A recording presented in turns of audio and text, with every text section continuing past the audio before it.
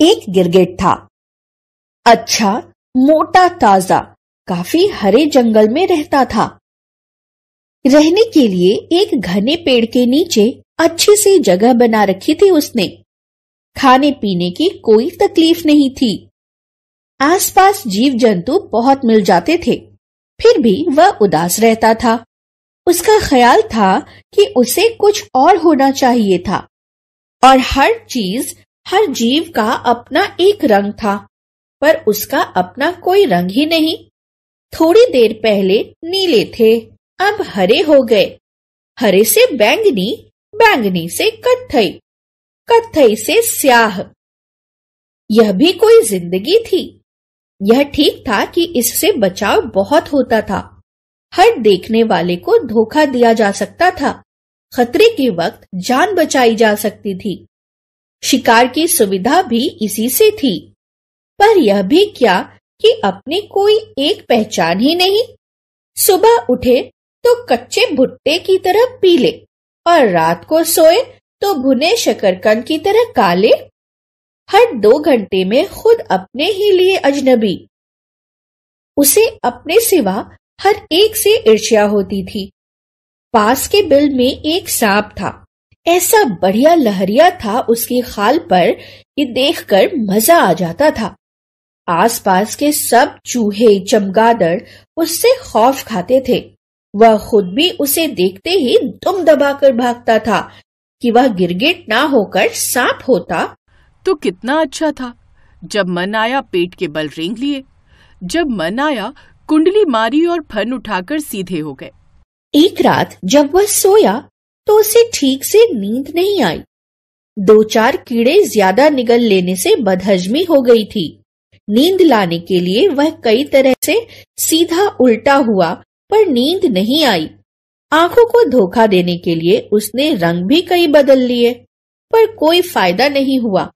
हल्की सी ऊंग आती, पर फिर वही बेचैनी। आखिर वह पास की झाड़ी में जाकर नींद लाने की एक पत्ती निगल आया। उस पत्ती की सिफारिश उसके एक और गिरगिट दोस्त ने की थी। पत्ती खाने की देर थी कि उसका सिर भारी होने लगा। लगने लगा कि उसका शरीर जमीन के अंदर धंसता जा रहा है। थोड़ी ही देर में उसे महसूस हुआ जैसे किसी ने उसे जिंदा जमीन में गाड़ दिया हो। वह बहुत घबराया। यह उसने क्या किया कि दूसरे गिरगिट के कहने में आकर बेवजह वह पत्ती खा ली। अब अगर वह जिंदगी भर जमीन के अंदर ही दफन रहा तो? वह अपने को झटक कर बाहर निकलने के लिए जोर लगाने लगा।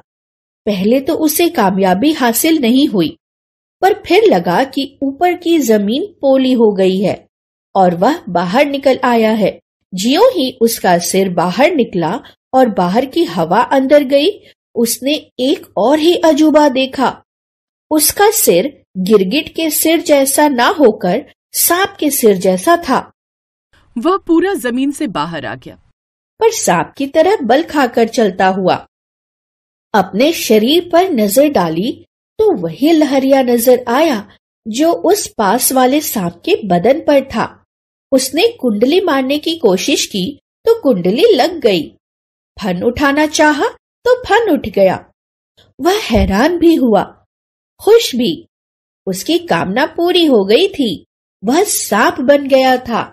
सांप बने हुए उसने आसपास के माहौल को देखा। सब चूहे, चमगादड़ उससे खौफ खाए हुए थे।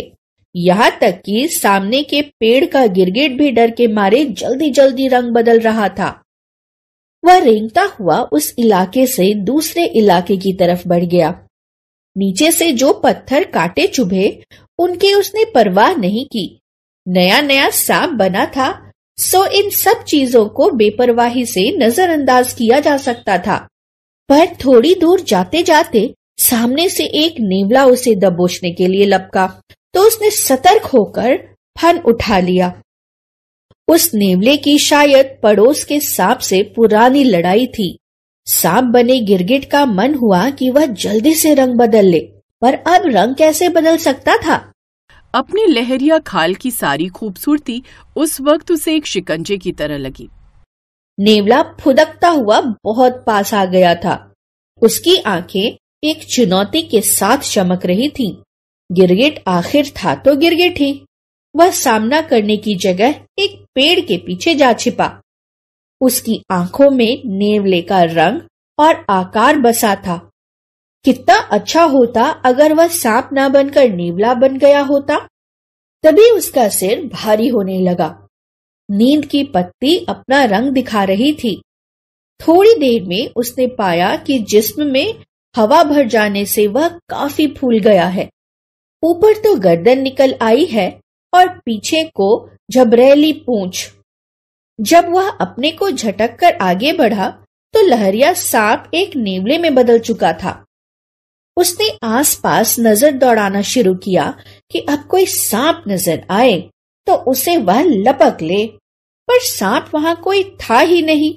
कोई सांप निकल कर आए इसके लिए उसने ऐसे ही उछलना कूदना शुरू किया। कभी झाड़ियों में जाता, कभी बाहर आता, कभी भीतर से जमीन को खोदने की कोशिश करता।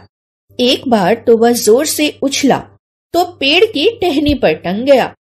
टहनी का कांटा जिस्म में ऐसे गड़ गया कि अब तो उछलते बने न नीचे आते। आखिर जब बहुत परेशान हो गया तो वह मानने लगा कि क्यों उसने नेवला बनना चाहा। इससे अच्छा था कि पेड़ की टहनी बन गया होता, तब न रेंगने की जरूरत पड़ती न उछलने कूदने की। बस अपनी जगह उगे हैं और आराम से हवा में हिल रहे हैं। नींद का एक और झोंका आया और उसने पाया कि सचमुच अब वह नेवला नहीं रहा, पेड़ की टहनी बन गया है।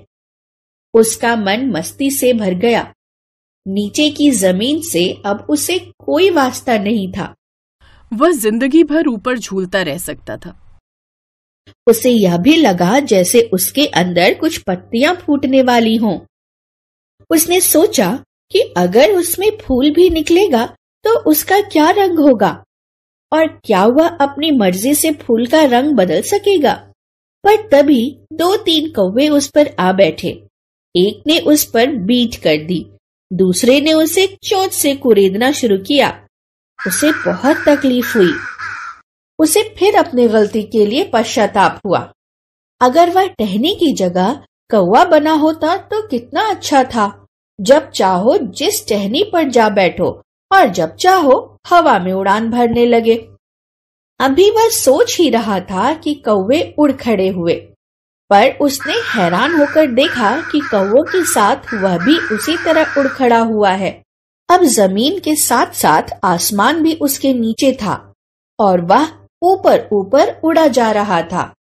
उसके पंख बहुत चमकीले थे। जब चाहो उन्हें झपकाने लगो, जब चाहे सीधे कर लो। उसने आसमान में कई चक्कर लगाए और खूब काई काई की, पर तभी नजर पड़ी नीचे खड़े कुछ लड़कों पर जो गुलेल हाथ में लिए उसे निशाना बना रहे थे। पास उड़ता हुआ एक कौवा निशाना बनकर नीचे गिर चुका था। उसने डर कर आंखें मूंद ली। मन ही मन सोचा कि कितना अच्छा होता अगर वह कौवा ना बनकर गिरगिट ही बना रहता। पर जब काफी देर बाद भी गुलेल का पत्थर उसे नहीं लगा तो उसने आंखें खोल ली। वह अपनी उसी जगह पर था जहां सोया था। पंख अब गायब हो गए थे और वह वही गिरगिट का गिरगिट था। वही चूहे चमगादड़ आसपास मंडरा रहे थे और सांप अपने बिल से बाहर आ रहा था। उसने जल्दी से रंग बदला और दौड़कर उस गिरगिट की तलाश में हो लिया जिसने उसे नींद की पत्ती खाने की सलाह दी थी। मन में शुक्र भी मनाया कि अच्छा है वह गिरगिट की जगह और कुछ नहीं हुआ, वरना कैसे उस गलत सलाह देने वाले गिरगिट को गिरगिटी भाषा में मजा चखा पाता।